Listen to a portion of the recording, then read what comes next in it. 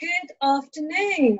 Just waiting for people to join on. If you are just jumping on to join with me this afternoon's interview, please do say hi. Do let us know that you can hear us both, that the audio is clear, the visual is clear. So great to have so many of you guys joining. So we're going to get started. If you don't know me, I'm Gurjit. I'm a speaker, a TV presenter, and a coach on all things relationships. But a little bit about me. So my mission is to empower women who feel trapped by their marriages, by their life, by their family, to become free, loving, and abundant again. And how do we do that? By altering our conversations, our perceptions, the myths and the beliefs that we hold that are from generations passed down. And in order to do that, we want to discover, instead of looking for love out there, as so many of us do, how do we start learning to come from love within here? That's a little bit about me. Sorry, I'm so hot this afternoon. I'm from the UK, if anyone doesn't know, and us Brits don't deal very well with heat. So I've got 2 fans on this room. So please, in the comments below, do say where you're from, and if there's any question that you have for my amazing guests who I'll introduce to you to. So just before we start, going to just check in again, everyone can hear us, and any comments coming in. Okay, so to introduce my guest, she's the co-founder of Mindvalley. She's been in the space of personal development for more than 10 years. She's an international speaker, a performance, an artist, a wife, and the mother of 2 beautiful children. But here's the thing about the guests, right? Those are just titles, right? And all of us aspire to have those titles. But for me, this guest is actually an incredible human being. She's incredible because actually her mission in life, and where I see her, is to make a huge difference. And her choosing to do this interview today, choosing to share her wisdom and knowledge on what it takes, to be in the practice of happiness and to learn to come from this authentic place. It takes a super kind of a human being to do that, and a generous, kind, loving human being to do that. So it's with great pleasure that I introduce you to Kristina Mänd-Lakhiani. Welcome, Kristina. Thank you, Gurjit. And I am I'm from Asia, and I'm actually pretty comfortable in the heat. It's like role reversal, right? Well, that's modern life. It's unpredictable. So you're currently, where are you originally from, Kristina? Just want to share a little bit of background on yourself. Well, I still consider myself a little Asian because I've lived a huge chunk of my life in Asia, in fact 16 years, but I just recently moved back to Europe, so I'm going to become European again, but I guess once you're Asian forever. Absolutely. It's great to have you here, and I hope you've been settling with the European weather better than what we're dealing with over here. So to get us started, just like most of us, certainly for me growing up, we all have these hopes and dreams about what happiness looks like. And I'm sure you are no different. If you can recall back to your childhood, what did, happiness mean to you before you discovered the world of personal development? Your one question has triggered so many things I'd like to share, but we'll see. I'm a person of a lot of words, so you can interrupt me. It's okay. And you can remind me of some things I wanted to say. But when it comes to happiness, I think the thing with happiness is that it's a little mysterious because and contradictory. Or controversial, I would say, because on one side, we think that it's something super simple. Everybody understands happiness. But on the other side, it is extremely personal. So we all, each and every one of us, have our own feeling of what happiness is. So it's personal. In addition to that, it's also immeasurable. So on one side, we think that happiness is something unresearched, but reality is that there are a lot of researchers who go into happiness. And the thing about it being immeasurable is that whenever we research happiness, we pretty much research people's subjective opinion. Do you feel happy? Are you a happy person? So, you know, this makes the conversation a little bit unfair, because when it comes to money, for example, you can teach people to make money. And if your people increase numbers, say 10 times, then you can say, I have results. You can give people so many different experiences that would increase their happiness, maybe not 10 times. So it's a little unfair, because it's you know, it's fluid, it's ambiguous, it's immeasurable. But on the other hand, as I said, it's quite well researched. And despite that, when we're talking about happiness, we're still talking about a very ambiguous phenomenon that you know, we have to agree in each and every context with each and every person, what do you mean when we talk about happiness? And I've had so many conversations with a lot of people who all have their different explanation of happiness is. I think the one which I resonate the most with is that happiness is this kind of internal state that makes everything perfect. And that's something I learned from Sri Kumar Rao. He's a professor, a university professor teaching MBA students on happiness. But I've also heard very interesting other kind of explanations on happiness. And the recent one, yesterday I was interviewing one indigo child from Russia, an amazing young guy. And he said, you know, happiness, he actually doesn't talk about happiness per se, he talks about joy. And he says joy is when you can touch reality or real life with ungloved hand, which I know it requires a lot of content, but his explanation of happiness is when you can live and experience your life in the moment and actually feel it to the fullest. Get out of your head, you know, take off the glove from your hand and touch it with your real bare hand. So I like this explanation as well. But then there is also my theory, and my theory is that happiness is a unicorn. A mythical creature that we, you know, we theoretically we understand what it is, but nobody has seen it. We've read about it in books. And why do I say that? Is because I'm a mother and I have children. And I have really good relations with my parents, fortunately. So I remember my childhood. It's not, you know, obscured with traumatized memories. And I know one thing: every loving parent, their goal is, apart from, you know, every parent has their own brand goal. Somebody wants to have their child, you know, a scientist, a smart person, a nice person, whatnot. But one goal that every single parent has in common is that their child is happy.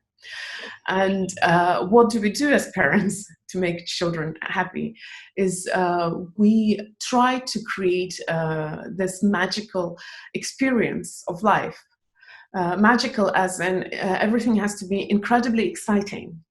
Especially nowadays, you know, everything has to be incredibly exciting and filled with something meaningful, which is cool, but it's also a little psychotic.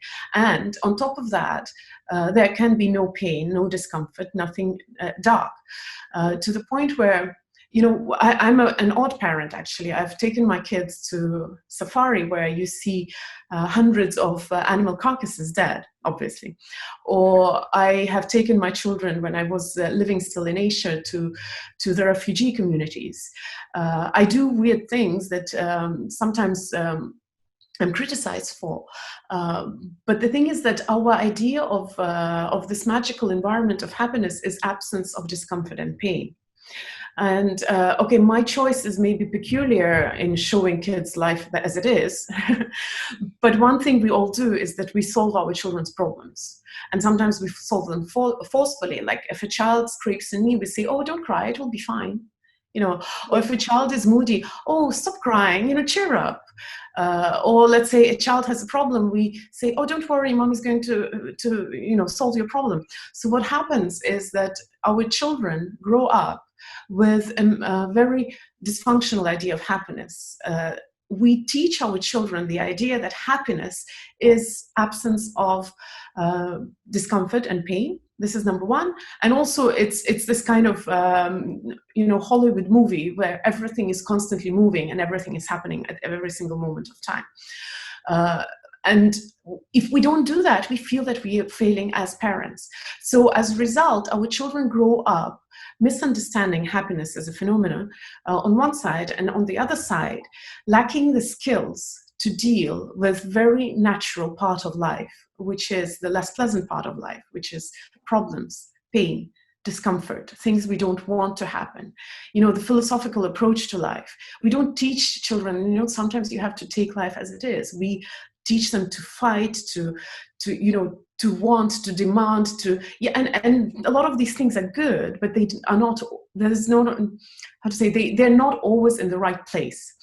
Do you feel they're given a, sorry to interrupt, do you feel like they're given a false sense of what reality is? The phrase where you can wrap them up in cotton wool until they go out and experience life, that's when they discover life? I actually thank you for interrupting me, because I was running into a dead end with my thought. So that was very, very timely interruption. Well, I think, yes, we have a very interesting perception of life in so many ways. And with happiness, it's very simple. Pain is not something bad. Dark is not something bad. Failure is not something bad. Not being perfect is not something bad. But we live in this fairy tale.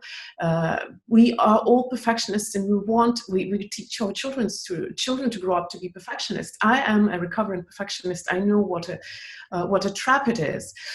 So on one side, it is definitely a very messy view of life that, I have to go through personal growth and transformation, go through all the courses, learn from every teacher, learn everything in advance, solve all my problems in advance, learn everything I know about relations, learn everything I know about parenting, about everything. And then sometime I'm going to be ready to live.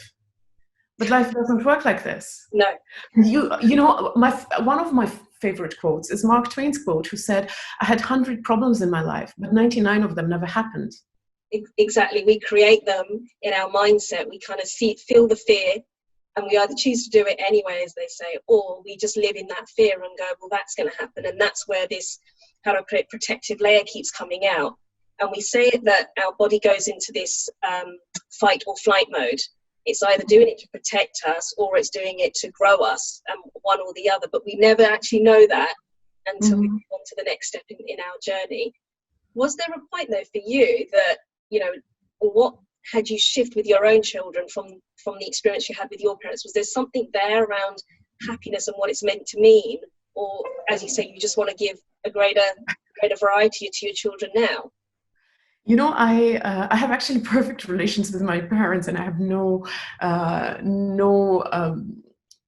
criticism to them whatsoever. In fact, right now I'm staying in the house where they live, because I temporarily moved to Estonia. I moved permanently to Europe, but temporarily back to Estonia.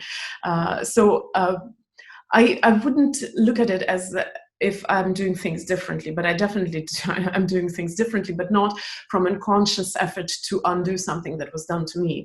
I am happy with my life experience. What I'm doing with my children, and it might be not different from my parents, I have no idea, is I want them to have a life experience the way it is, honestly. Because here's another definition of happiness. A friend of mine, he's a teacher and an author and a doctor and an amazing person. His now wife asked him, what does it mean to be happy? And he said, when you don't have to lie. And that's such an interesting concept, because this, when you don't have to lie, is exactly the easiest way to live, when you can just be yourself, when you don't have to prepare to be something else, and you don't have to, to worry, are you good, are you okay, do you fit the environment? And this idea of when you don't have to lie, it actually starts with the relationship with yourself, and it's seemingly very simple.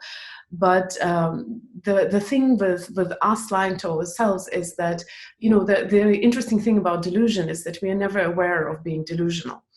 So I have an experience when I ask people, are you being real? Are you honest with yourself? I'm not talking about the rest of the world. Who cares about the rest of the world? Are you honest with yourself? Almost everybody will say, yes, I am.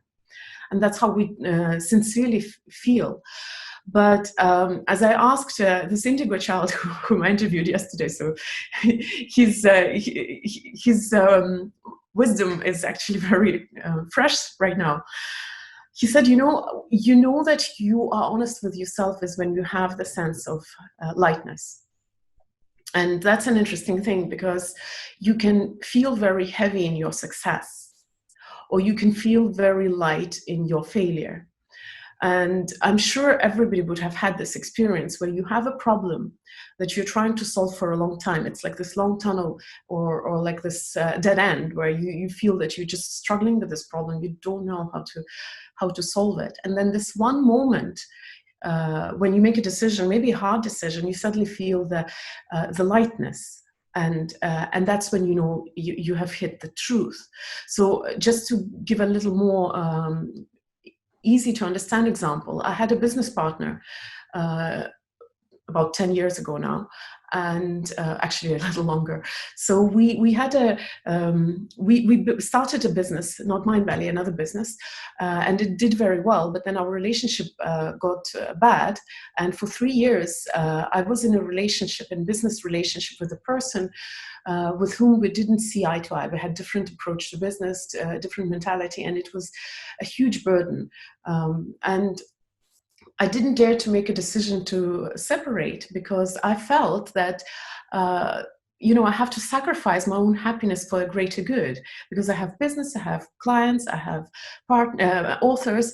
Who am I to put my happiness above a bigger thing, the thing which is business? And we often tell ourselves, I'm doing this, I'm sacrificing my happiness for a greater good. Yeah.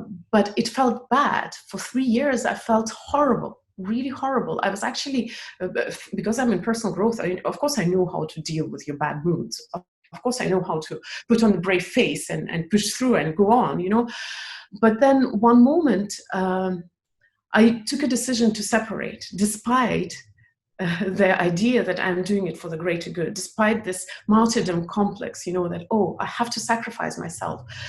And I just admitted, yes, I can't go on like this. And yes, I'm scared of being alone in business, but I can't go on like this either. So I still remember the feeling I had when I woke up the next morning after this decision, after I had told my business partner that let's part ways and let's just continue separately.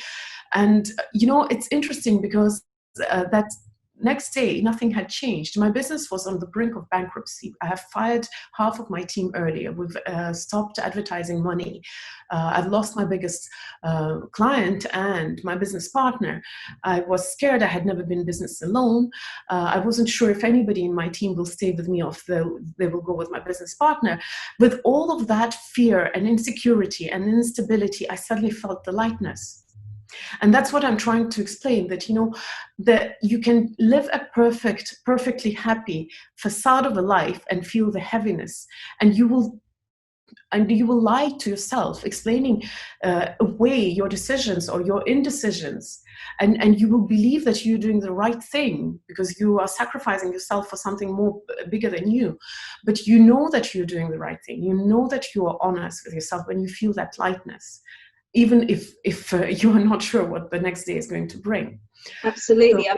So many people do that. They go into setting up a business. I'm the one, transferred out of what I call a 9 to 5 to do what I'm doing now. And it's that fear that comes with it of, I'm doing this and will I be able to do it? And, initially I started off just like yourself with an ex-business partner. And you brought it all back to me of that fear and making that decision of go, why am I doing this if it's not satisfying me, if there's no happiness here?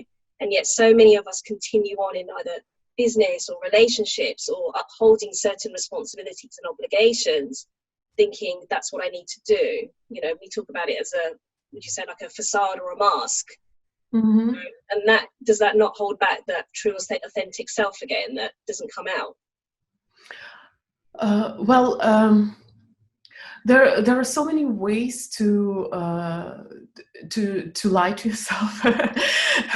I'm sorry. I was actually I realized I didn't even answer your previous question about what I do with my children.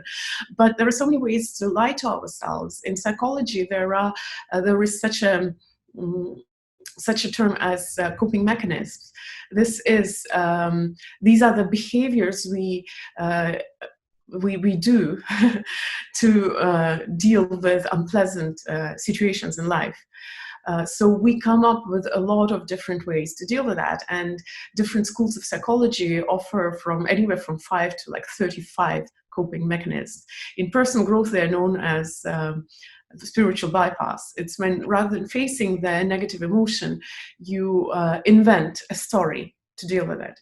So one of them, for example, is the reaction formation, is when you feel something unpleasant, and rather than facing it, you come up with a different plausible explanation. So for example, in that example that I brought with my business partner, I felt fear. I simply felt fear. I was afraid to be alone, and I was afraid that I'll fail if I'm alone. But the reaction formation was I formed another emotion to cover up my fear, and that emotion was responsibility. I said, I am, that's my responsibility. I have to do that. I have to stay in this status quo because that's my responsibility. And what helped me a lot, although it didn't coincide, I had this question asked. I managed to ask this question of Dalai Lama, and I asked him, because I used to work with refugees, and I saw a lot of human tragedy. And on the other side, we were building up Mindvalley, where we help people to live fulfilled, happy lives. So I asked Dalai Lama, how do you marry these two extremes? On one side, I feel the tragedy, and I cannot help feeling for those people, but on the other side, I understand that I have to be happy.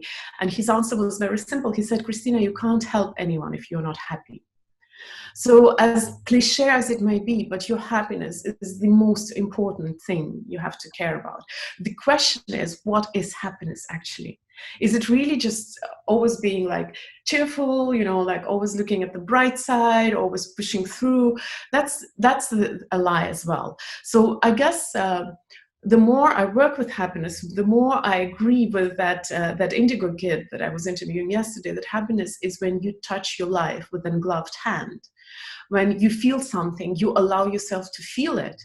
You allow yourself to just be what you are. You don't criticize yourself. You are okay to accept yourself with what you are. I ask him also, why do people have such hard times being honest with themselves? And my theory is that we are afraid to see things about ourselves which are hard to accept, because we are perfectionists. We are afraid to admit that we, despite personal growth and transformation, we might dislike someone for no reason. We might sometimes be angry or wrong or bitchy. We don't allow ourselves those little things. And his reply was brilliant. He said, but why do we even judge those things as bad? Yeah. Why don't we just let it be part of you? Yes, you are what you are. And that's the biggest transformation to happiness, is when you have the courage on one side to just see yourself for what you are and accept yourself this way. Step number 2 is the hardest, is to just be fine with you being imperfect. Unfortunately, we are our own biggest critics. I always say this to clients as well, that it's not the other person that you are busy judging, being righteous about, or being harsh towards. It's actually ourselves. We stop bringing compassion and love and generosity. And I know it's one of the practices you'll touch upon, I'm sure, in shortly in gratitude and forgiveness, but it's something we're not shown how to do for ourselves. So it's really difficult when we're out there showing it to other people, because they're like, do you bring it to yourself first? I can suggest a little exercise. It's super simple. Yeah, it's not mine. Actually, I'm copycatting it from an ad I saw. Right. No, it was a very interesting video which I watched, and I suggest that exercise.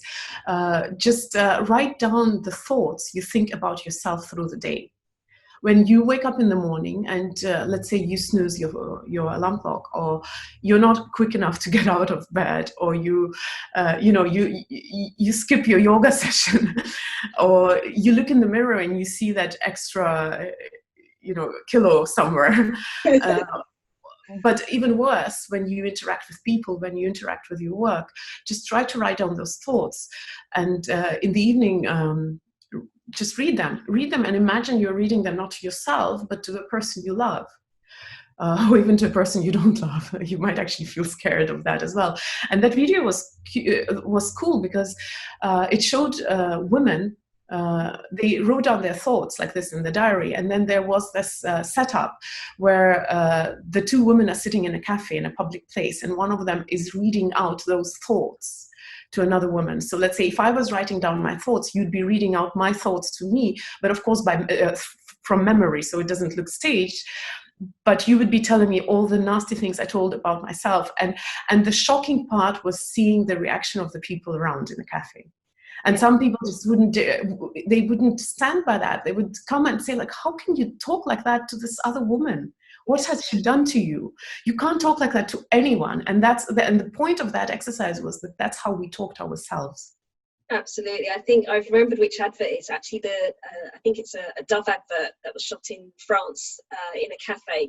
So if you Google that on YouTube, you'll be able to find it. Look up Dove and the French cafe advert. I think recently Jay Shetty had also done a similar exercise where he'd had one sister write down all the things that she doesn't like about herself, and then another sister that was in a different room write down all the things that she loves about her sister. And then they were told to read them to each other. And it was just really touching. And this is what I think you mean by, when you can touch another person's heart and show them unconditional love without having to actually physically touch them. And, both of those ads are worth watching. From your journey with personal development, Kristina, if I can focus a little bit of the limelight onto yourself, there was a phase, though, of life where you had it all in terms of, and you still do in terms of, an amazing global business in Mindvalley.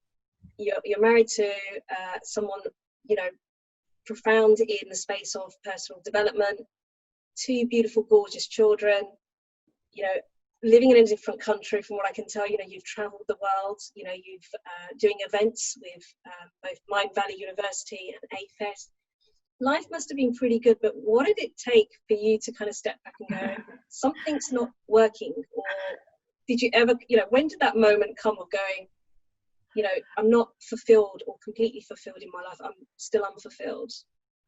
It's, it's an interesting question because I realize in one shape or form, in some shape or form, a lot of us go through that.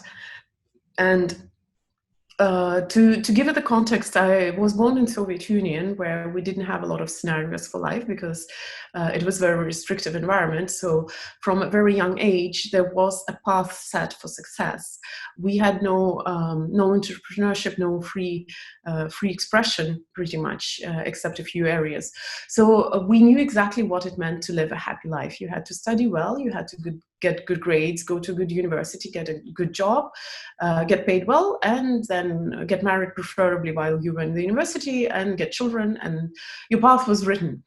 And it's true, maybe not such restrictive ways to pretty much any part of the world. It's just that scenarios are a little bit different for different environments, but generally every society has their scenario of success. And it's interesting because one of the interviews, somebody asked me, how can I be so successful and happy? And I didn't expect that answer, but I said something along the lines, it's because, my idea of happiness and society's idea of success actually coincided, so I was lucky. Whereas for most of us, we conceive it as it's a struggle, and we think we're going to be happy when we get there, really, and But you see, the thing is that society's idea of success is very clear, but we are all different. So what happens is that as children, we don't know any better. We go according to what we are told, what you need to do to be successful. And then you grow up and we grow our whole lives living by things, by goals, which we think are our own, because obviously we all want to be happy, and we are told that you'll be happy when you're successful. And that's how you become successful. So it's a little bit of a trap, which probably worked in the old days when people lived shorter and their opportunities were not the same, and where their path was actually written for them. So yeah, probably it worked then, but right now it's a little different life, and that's why a lot of us are suffering. But in my particular case, I was a model child in many ways. I studied really well. So in my particular case, I was about 40 where I started feeling that something is not okay, because I can't even admit that I'm not 100% happy. And it just coincided that at that time I started talking about happiness from stage, and sometimes I felt like a fraud going on stage and teaching people how to be happy, and feeling that but can I say that about myself? So what triggered or what started the process were those thoughts which I judged were inappropriate. And I'm sure everybody would have felt that from time to time, where you feel something or think something and you tell yourself, oh no, I can't think this way. So yes, I was married to a very successful man, and when people introduced me as Kristina, she's Mänd-Lakhiani's wife, I would normally cringe and then think to myself, no, come on, you can't be like this. You should be happy. You should be proud of your man. Why do you feel a little less than what you are, or that people are not seeing you for what you are?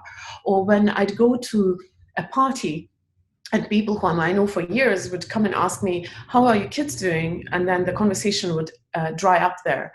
And I would feel like, no, why do you ask me just about kids? There's so much in my life. Kids is an everyday life thing. Don't ask me about kids. Everybody has kids. Ask me about something else. And then I tell myself, no, you can't feel like this. You are a mother. You're a loving mother. You love your children. You know you do. Why do you feel like this? And these thoughts and these feelings, which I judged to be wrong and not to fit the image of a perfect girl, me, these were the ones which were red flags, which actually led me to the path of destruction. Because I started asking myself, why do I feel this way? What does it say about me? And it was a hard journey, because at some point I had to admit that things that I want are not exactly what society thinks is success, and things that my heart desires are going to undo the things that the society thinks, oh my God, you made it. But now here I am, it's like, no, but I just want to take a sledgehammer and shatter it all. So it was an interesting journey, and it led to a lot of changes in my life. One of them is a divorce. And some of the changes, I'm still not sure, maybe I was wrong. But I've always believed that it's better to regret what you have done than to regret what you could have done, but you never did. And that's what I'm talking about. It's not having to lie to yourself and touching life without a glove. That's what I get to do. Maybe I'm not always laughing. Maybe I'm not always carefree. Maybe I have new problems to take care about. But what I know for a fact is that I'm not in a dead end. I don't have to ask myself, how did I end up here? How can I undo that? Because on one side, I feel so trapped. I really want to undo that. But on the other side, I'm scared to do that because this is wrong. I shouldn't be undoing that. I shouldn't be divorcing a man who is a good man and with whom we have decent relationship. I shouldn't be giving up the work that I've been doing for 15 years, that I'm good at, that people know me for, and trying to figure myself out again without knowing even if I'm anyone to do that or if I'm going to reach success. But sometimes you're so stuck in that corner that there is no way, because there are two ways. You either die right here on the spot and you stop living, you just continue existing, or you undo your perfect life. Yeah. And I can so relate to that. So those of you that don't know, I was previously married as well, and I came to a point in my life, where my marriage wasn't working, but I made a decision or a choice at that moment in time of going, I can continue being happy, or I embrace some of the challenges that were around me, and really just had a conversation with my husband that led on to then going, okay, this is not right for me, and it's now time to move on. And at the time, like we all do, and I want to distinguish something in a moment with Kristina's help, that at that moment in time, you make a decision, and most of us, if you ask people, because of the how to put it, the knowledge that our parents give us, will sort of turn you towards, no, you've got to stay in the marriage, you've got to make it work, you've got to stay for the kids, you've got to stay for financial stability. What will people say is the big one that comes up. But for me, this is where I'm super thankful to my own family, who just supported me and held me and said, you know what do you need to do? and that just became easier and easier for me in terms of my exit.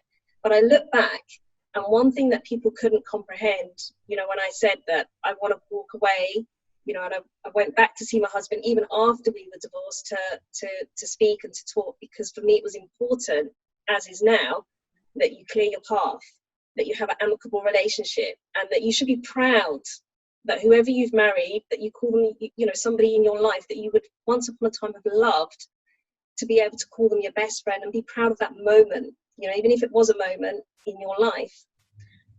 But at the time, again, some other friends were saying, well, it must be messy. You got to, sort out the financials. You got to fight for all the things you can get from it. And I was like, why? That's not why I married him.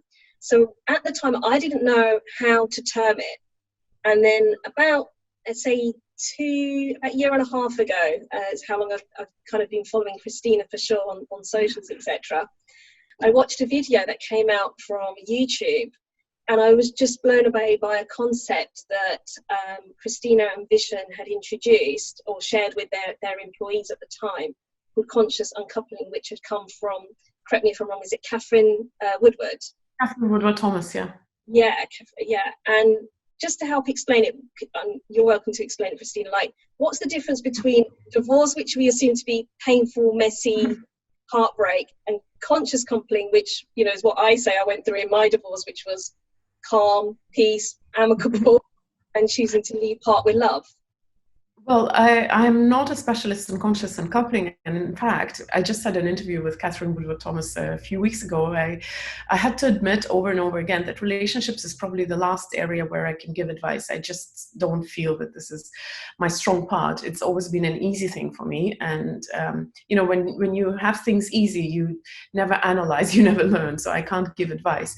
But how I feel conscious uncoupling in our case is that we have an intention to undo the part that doesn't work, to preserve the rest of our communication, our relation, our connection that does work. In fact, why we decided to divorce, I'm not afraid of that word, even though it comes loaded, was because we felt that if we didn't take that decision at that moment, we'd go into the path of a lot of couples where they start sabotaging the relationship, because it's that moment when you feel so in the corner and you don't dare to undo the thing, but you also can't move on. So what you hope for is that it's going to break for you or fall apart for you. It's like, when you're trying to jump with a parachute out of the airplane, the only way to do that is when somebody, kicks you from the back. That's when you do your first jump. So yeah. That's what a lot of us want in our life. We want things to unfold for us because we don't dare to take the decision, especially with the relationships. So what we happen to do is that we start sabotaging what we have. We start we start doing things to make it break. And in psychology, it's more called like emotional leakage, actually. That's where we suppress our emotions, but they come out anyway. You can't suppress them forever, so they will explode. They come out with more damage. So rather than creating more damage, rather than going on the path of hating each other, of trying to suspect each other or provoke each other, we just sat down and honestly said that I guess we have to change the shape and form and content of our relationship for that relationship to continue.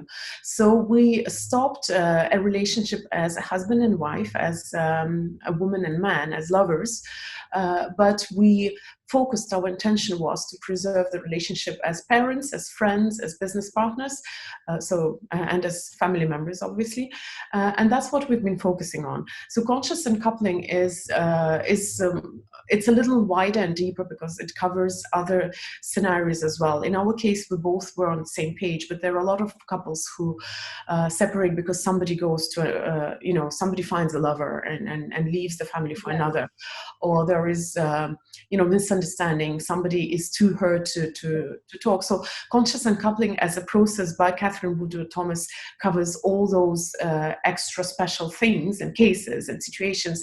In my case, conscious uncoupling just simply means that we have an intention that we work towards. But has it been not messy? No, that's not true.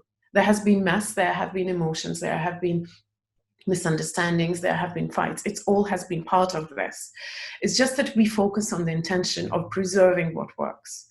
But we've had, well, I do not know about vision, but I've had heartbreak, I've had anger, I've had, you know, sadness and regrets and doubts. I've had all of that. And it's just part of changes in our life. It just happens. And did you ever, you know, before that had come about, initially, you know, like a lot of us do, we kind of cling on and think no, and it, you know, represents of those, as we talked about, failure is just a word, and I now get it's just feedback. In that moment when you've never experienced that, and you've had to seek perfectionism in your life, in everything you do, you know, it becomes another accumulation of stuff that you have to keep up the pretense with. Was there a moment ever where you thought, do you know what, let's try it and fix this, which is where most people tend to come from with their problems? Well, it's true. We are so hard. We can accept the failure or a mistake to some degree, but we only accept it when we are in the position to say, look, I fell down, but look how much better I am for that now. So until that happens, it's a dark tunnel. So and that's the interesting thing. It's hard for us to talk about failure without having some results to present, and then we say that it's a graceful failure or we learn from our mistakes. But the truth is that if you can accept failure for just failure, for what it is, and just can accept that yes, you're just a human being, it's not a graceful failure. You're still trying to find the silver lining, the lesson. But not everything happens for a reason. Not everything changes for the better. Sometimes things don't change for the better, and it should be okay as well. That's one side. The other side is that when it comes to relationships, unfortunately, we still live in the society where breakup, divorce, or separation are equated to failure. And I heard this idea from Dan Savage in a slightly different context, but he said, you see, when a world-class athlete loses a game, he's still a world-class athlete. Nobody calls him a failure. When a celebrity chef burns an omelette, he's still a celebrity chef. It's just a burnt omelette. But when a human being, well, you can say fails a relationship, then somehow it's a rotten human being. We cannot accept a mistake in a relationship. We even think of all the things that we might be doing wrong in relationships. We have such nasty words for them. We don't even accept the humanity of us making a mistake. Think of a very simple scenario. If you're in a committed relationship and you happened to be attracted to someone else, it's not an outlandish scenario. It's a completely normal scenario. But what does our current society give us as an option? It doesn't. Whatever option it gives, it's a ruin. You can stay in a relationship and cheat, and then it's a nasty word. You can walk out of a relationship and divorce, and you get a nasty word, a nasty label. Yeah. Or you can ignore what you feel, and then a psychologist will give you a nasty label because you'll probably be a traumatized person if you don't deal with what you feel. Absolutely. So society doesn't even give us an option to fail in human relationships, whether it's a relationship in love or a relationship with your children. But the truth is that you are a human being. You can fall, and it doesn't make you a horrible human being. You're just a chef who burnt an omelette. Can we please stop calling people failures because they burnt their omelettes? And some omelettes are big. Yes, my marriage ended, but my relationship with my ex-husband didn't end. And, Catherine Woodward Thomas, she has this beautiful thing. She says, we judge the success of a relationship by its length, how long it lasted. But what about if we judge the success of a relationship by what it has created? How many long-lasting relationships can actually stand the comparison with some people who have actually full-heartedly been in a relationship and had to make a decision to separate? we are going to live until 130. I do not know if the fairy tales about happily ever after, forever together are going to. I'm not actually into polyamory or anything. I still believe in love for life. But I also believe that society needs a little more freedom to decide for themselves and stop being so judgmental about other people's failures in a relationship. Absolutely. I think you've hit the nail on the head. I think it's because of the context that we keep coming from, you know, that we end up living into marriages. It's not about the quantity. I always say it's the quality. You know, people ask, like, how long were you married? I'm like, well, that's not very long. And I kind of go, okay. And I'm accepting of that, you know, and I say, okay, I'm not the expert, but I can surely bring some experience to it. And, you know, life is about experiences and what you learn. And sometimes some people need bigger lessons. Some people need more lessons. You know, and it's just the way it is. But I feel like, you know, for the women or people that choose to stay in marriages for longer periods of time, that are suffering, you know, with the resentment and the anger that goes on underneath, like, you know, where does that person have any space to breathe and be happy? You know, because they're just choosing a life, and, you know, and they're not choosing it themselves, but to be fair, they're busy blaming other people for it. How would you advise someone right now, if we think we're in the middle of a pandemic, or have been, so-called pandemic, but we are in the middle of a pandemic, and so much focus has been on relationships, you know, will there be now people questioning, you know, should I be divorcing straight, as in, you know, the traditional value, or the way we've been brought up to know divorce to be in that label, or, you know, what could conscious uncoupling bring to the relationship, or to the end of the marriage? Well, I always, not always, but often people ask me that question about should I divorce. You know, I don't think that anybody has the answer except the couple, unfortunately. And I know sometimes I'm being probed and asked questions as if people need that permission, you know, that kick out of the airplane. If that's what you feel, then I guess you should. But then again, my theory about, you know, are you lying to yourself or are you not lying to yourself is very simple. Just imagine yourself taking this decision. Do you feel lighter? If you do, then probably that's the truth. If you don't, then probably you're among the lucky ones who gets to work harder. Although, you know, it's so interesting. I don't need to work hard to love my children. No, exactly. And to be honest, I do love Vishen very much. I don't need to work on that. It's not hard. He's a great person. But the things I work on are sometimes decisions, you know, interaction with the people. I've had problems with children, with my children, like hard problems that would keep me sleepless, but it's not hard to love them nevertheless. Yeah. And that's the thing, is that that unconditional love can stay. It can stay. If you want to have sex with someone else and it's important for you, then maybe that will lead to a divorce. I do not know. For some people, maybe that's not such a big deal and they can be in a happy marriage with just a friend. I really can't judge because I still haven't figured it out. Maybe when I die, I'll be able to answer that question. But I believe that love is that kind of thing that you don't have to work hard to feel. You just feel it. You might have to be a little more conscious not to lose it, you know, not to throw it away, not to waste it. So it's about consciousness and working on your reactions and decisions in that interaction.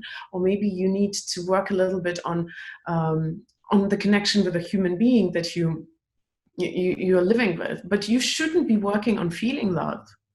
Absolutely. No. That nicely kind of leads us on to, like, so after, you know, and many of us that have been through it, when we go, you know, post-divorce, how do you reconnect back with your authentic self and bring happiness? Because I know I went through a phase where you retrospect, you reflect on yourself, you over and over in your mind go over, what could I have done differently? What if I had said this? What if I'd done that? And then since I started my own personal development journey or self-growth, you know, like you say, I've learned to let go of things now, and I learned to change my reactions. But, you know, how would you give someone the advice of how to reconnect with your, how do I put it, authentic self? You know, I suddenly realized that I never answer your questions really. I know, it's okay, we keep going with them. Sorry about that. I'm not taking it personally. Well, in my case, I actually reconnected with myself is what actually brought about the separation. But I understand what you asked, because you start doubting yourself. You start.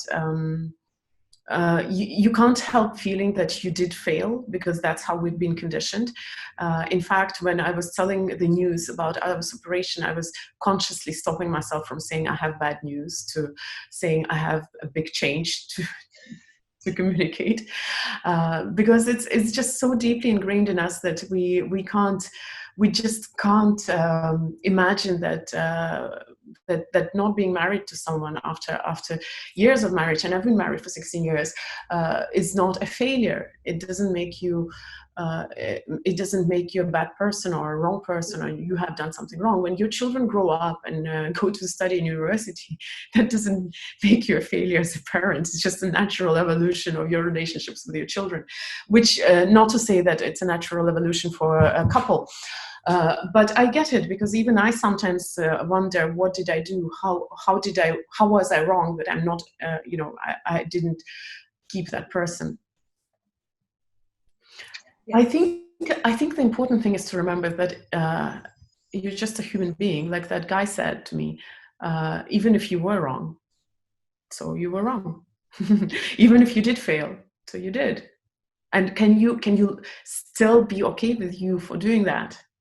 That's a question. It's not about whether you were right or wrong. It's not about trying to make yourself feel that, no, I'm not a failure. So what? I'm a failure. Can I still be okay with that? And I had a very intense experience with that recently when the lockdown started. I survived the first wave of the lockdowns in Malaysia, which had very strict regulations. And coming from Soviet Union, I can smell oppression, and I can smell the difference between, common sense safety and oppressive measures, which are beyond what is necessary. And my reaction to what was going on was heated, and just basically in the more developing countries, not the Western affluent countries, but developing countries like the countries in Asia, the reaction of the world to this virus is not as simple as it is in the West. In the West, we have social security to support those who are on the margins. In most of the world, that's not the case. I wasn't very politically correct at that time, because what I was witnessing was not exactly what the Western media was talking about. And at some point, I got angry with myself for that, because I, as a person, European by birth, I get the moral dilemma of the Western world. I get it. And I was angry for myself for not feeling more supportive of it.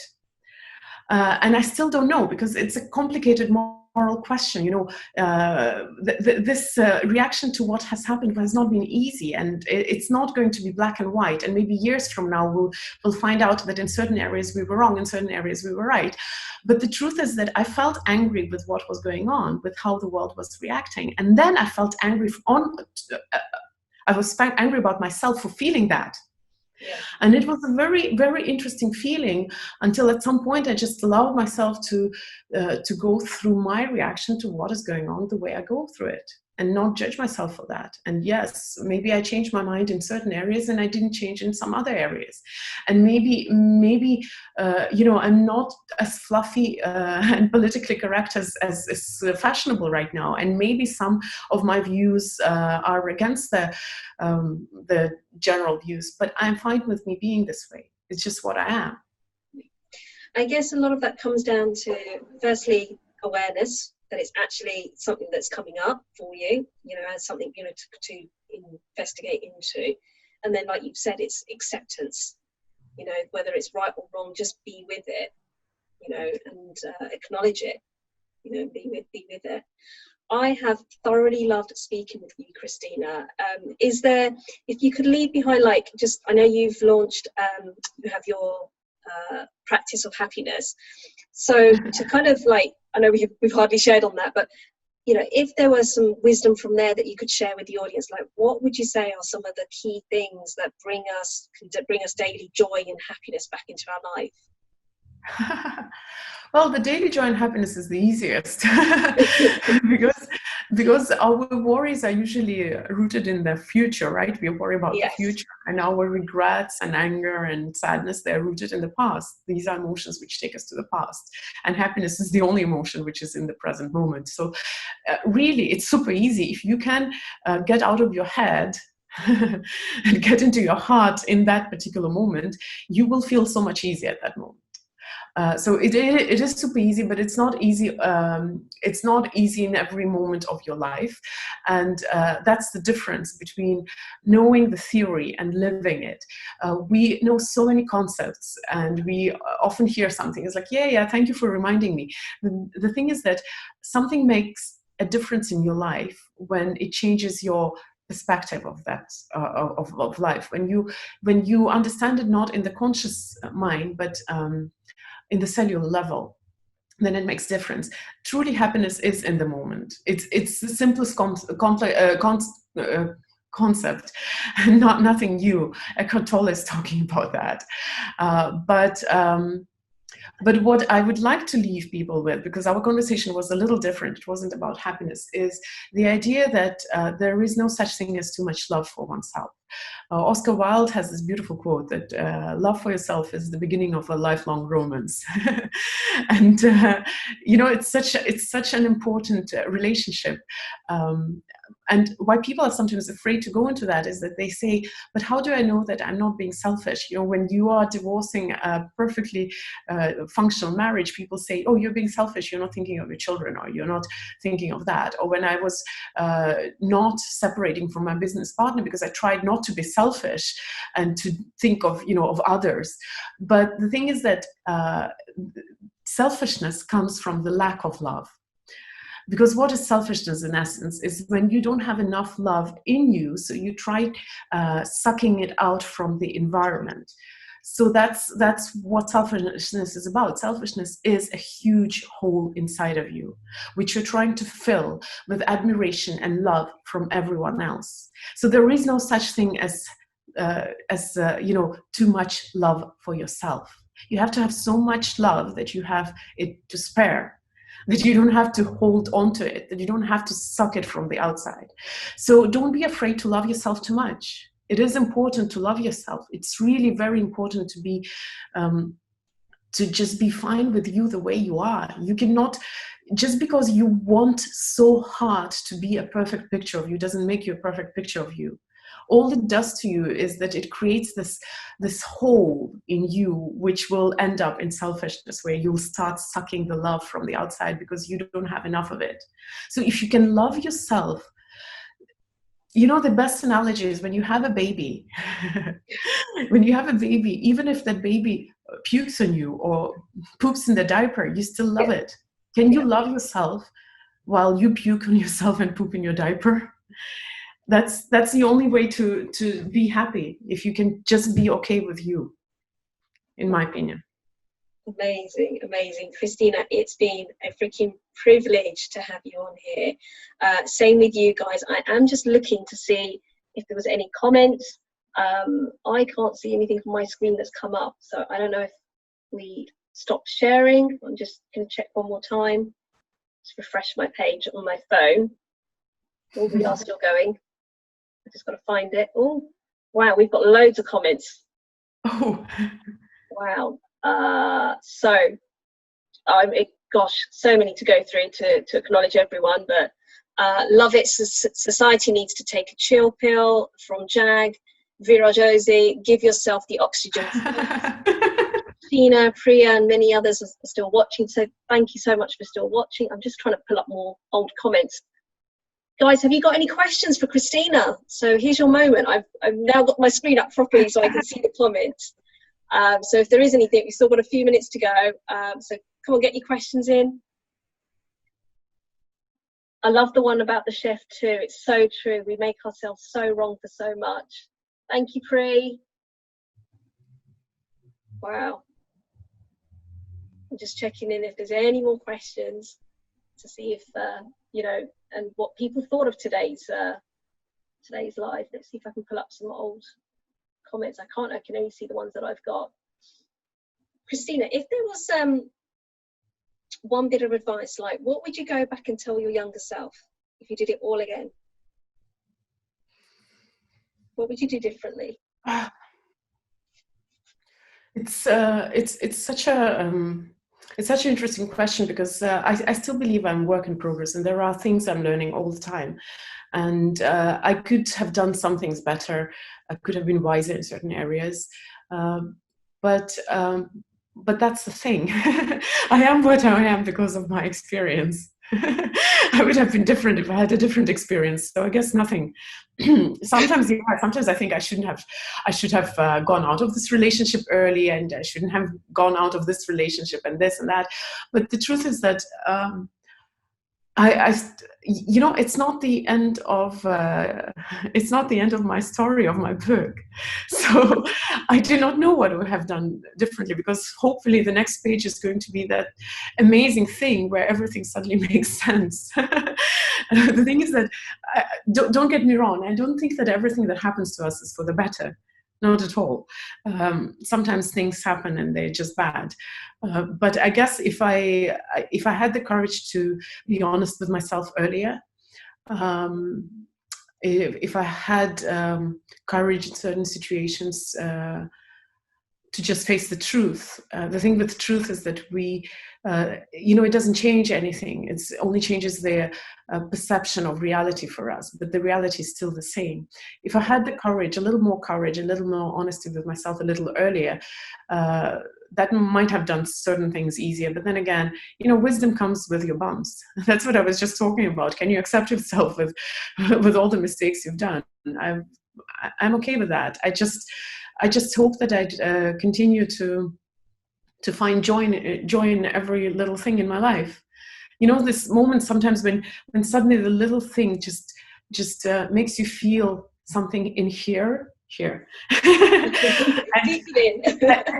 you register that emotion, but then you get back in your head and you think like, oh, I could truly enjoy that moment if only I had this problem solved. You know, if I can switch it off and learn to be a child again, to stop resisting so much, to just go with the flow and enjoy the moment and allow myself to get out of my head, you know, on weekend, rather than, yeah, sometimes I miss the deadlines and my team doesn't like me about that, but sometimes I give myself permission, okay, don't think about that. Just try to enjoy the moment as it is, because we unlearn it. Life is every moment which you actually fully take in. So I guess I'm still learning. So I don't know what I want to change in the past, but what I want to change in the future is to be less in my head and more in my heart and more in the moment. That is beautiful, and I think so many of us do. I really, really appreciate and acknowledge you for spending so much time with me. You know, we've had double the time that we thought we were going to have from when we first started planning this interview. So I'm super grateful to you, Kristina. It's been incredible. I've learned so much from you. Thank you so much to all the lovely people that have been watching. I will go through your comments. Thank you so much for sparing the time to be with us this afternoon. One final quote that I'm going to leave you with, just to kind of think on, if Kristina has given us so much pearls of wisdom here already, which is, don't be satisfied with the stories of how things have gone with others. You know, this is Kristina's story, this has been my story, and you will have your own story. Unfold your own myth.